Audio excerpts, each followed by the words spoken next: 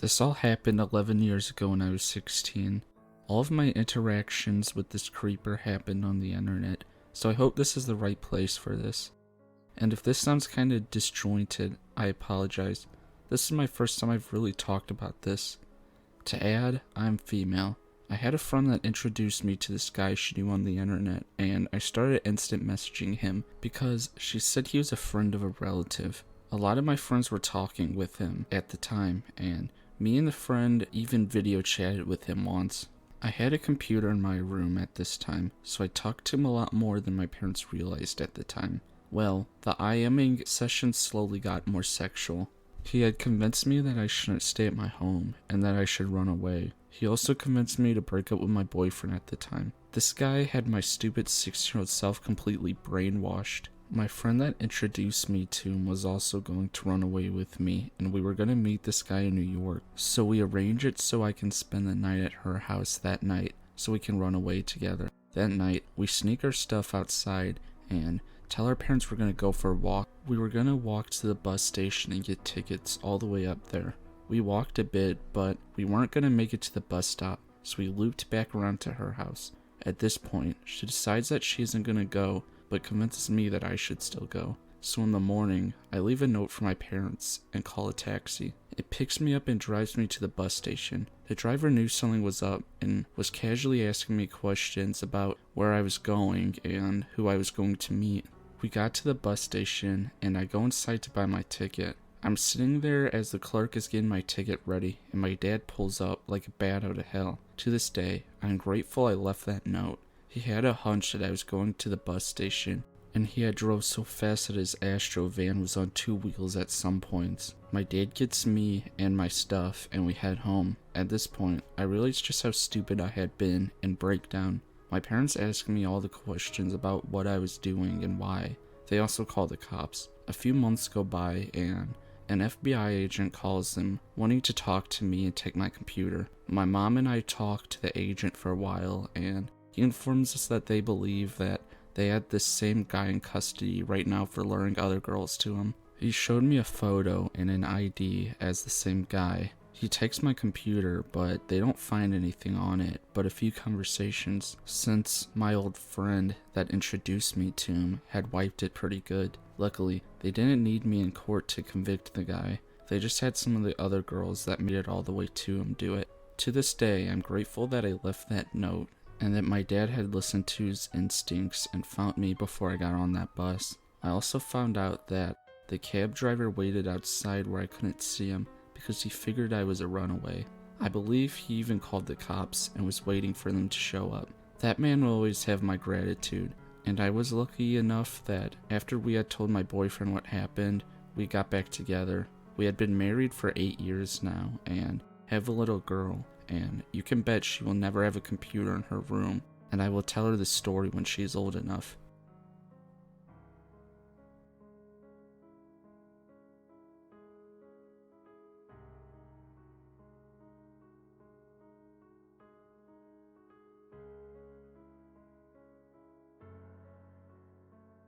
Well, first off, let me explain some things before I get going with this story. This happened when I was only recently figuring out that I was gay, and I hadn't quite come out to everyone yet.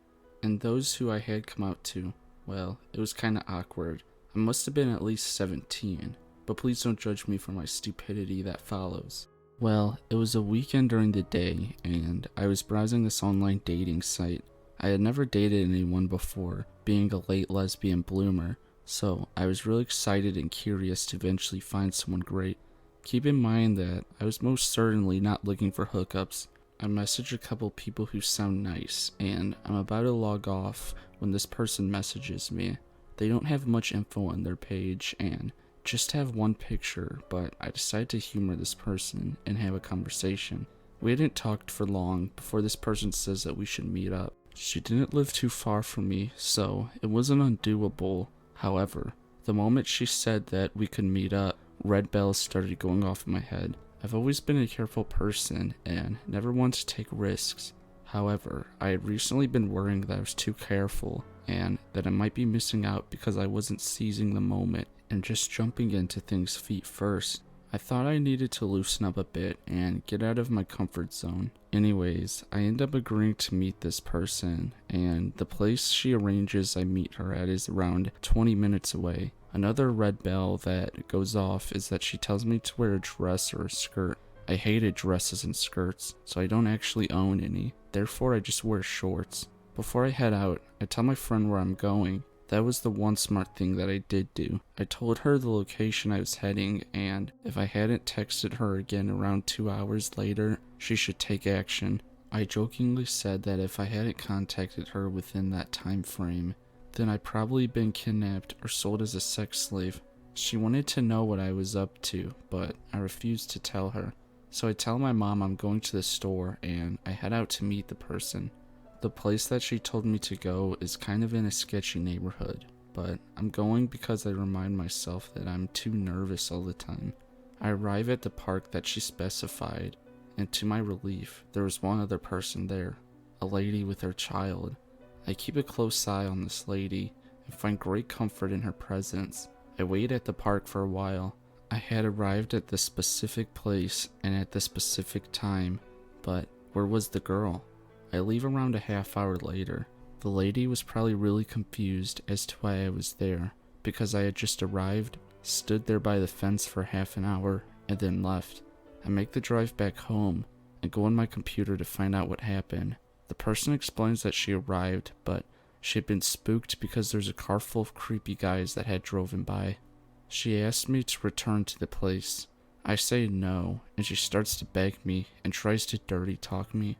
I wasn't into it because, as I said, I wasn't into the one-night stand business. The person then states that she had seen me and that I looked cute in my pink shorts.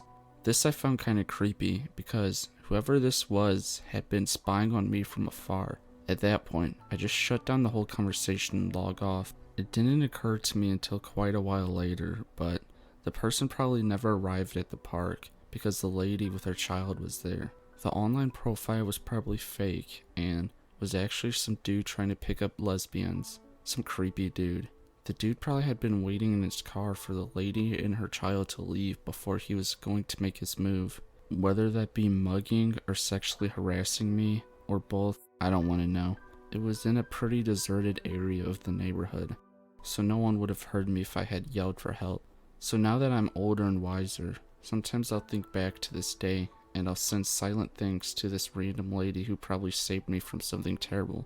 Nowadays, I listen to my gut and don't worry about being too timid or too careful. Those kind of things keep you safe. So creeper internet person, let's not meet again.